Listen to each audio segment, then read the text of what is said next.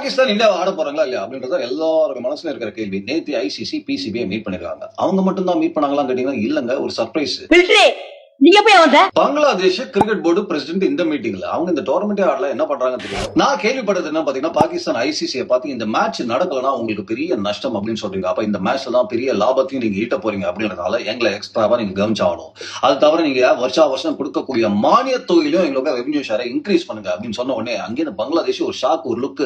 அண்ணே, அப்ப இவ்வளவு நாளா நீங்க என்ன சப்போர்ட் பண்ணுன்னு சொன்னது அரசியல்ல இதெல்லாம் சாதாரணமாப்பா. மொத்தம் 3 கண்டிஷன் போட்டிருக்காங்க சார். நம்பர் 1 எக்ஸ்ட்ரா துட்டு, நம்பர் 2 பாத்தீங்கன்னா எக்கச்சக்க கிரிக்கெட் இந்தியாவுக்கு நாங்க ஆடணும் அப்படின்னு சொன்னோம். ஐசிசி என்ன இந்தியாவை எதிரின்னு சொன்னீங்க? ஆமாங்க, இவங்களை எதிரின்னு சொன்னாதான் என்னையே மதிக்கிறான். ஒரு யானையே உனக்கு எதிரியான்னு கேட்கறான். அப்ப நான் பூனன்றதை மறைஞ்சு போயிடுது. இந்தியா எங்களுக்கு ஆடினாதான் உலகமே பாகிஸ்தானே திரும்பி பாக்குது.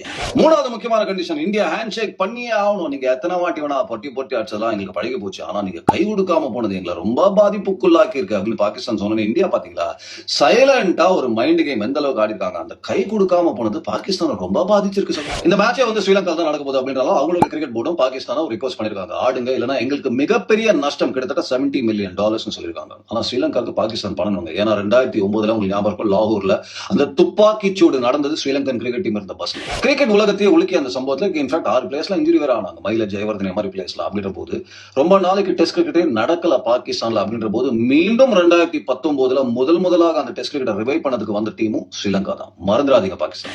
இப்ப சமீபத்துல ஸ்ரீலங்கா பாகிஸ்தான் டூர் போகும்போது அங்க ஒரு வெடிகுண்டு சம்பவம் நடந்தது. 8 பிளேயர்ஸ் திருப்பி ஊருக்கு வந்தாங்க. இருந்தாலும் பாகிஸ்தான் கோரிக்கை வச்சாங்க அப்படின்ற ஒரே காரணத்துக்காக ஸ்ரீலங்கன் கிரிக்கெட் போர்டு வேற பிளேயர்ஸை ரீப்ளேஸ் பண்ணி அந்த டூரை முடிச்சு கொடுத்தாங்க.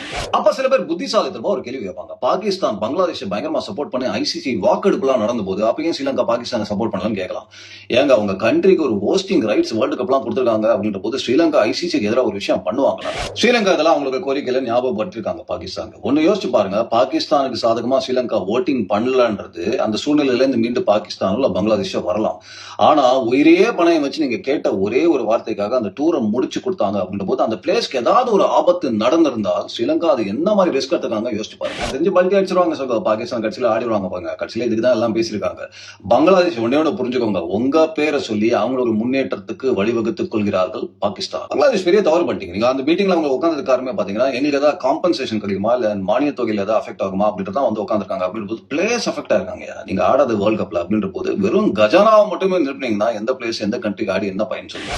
சகோ, பாகிஸ்தான் என்ன யோசிக்கிறாங்கன்னா இதெல்லாம் பண்ணி ஐசிசியில மிகப்பெரிய ஆதிக்கம் செலுத்துற அந்த பிசிசிஐ கையை நான் முறுக்கிறேன் அப்படின்னு ட்ரை பண்றாங்க. நீங்க முறுக்க நினைக்கிறது கை இல்லைங்க, துதிக்கை. ஏன்னா அந்த பக்கம் நினைக்கிறது யானை அப்படின்றதுனால பாதிப்பு உங்க பக்கம் தான் வரும். காலம் பதில் சொல்லும்.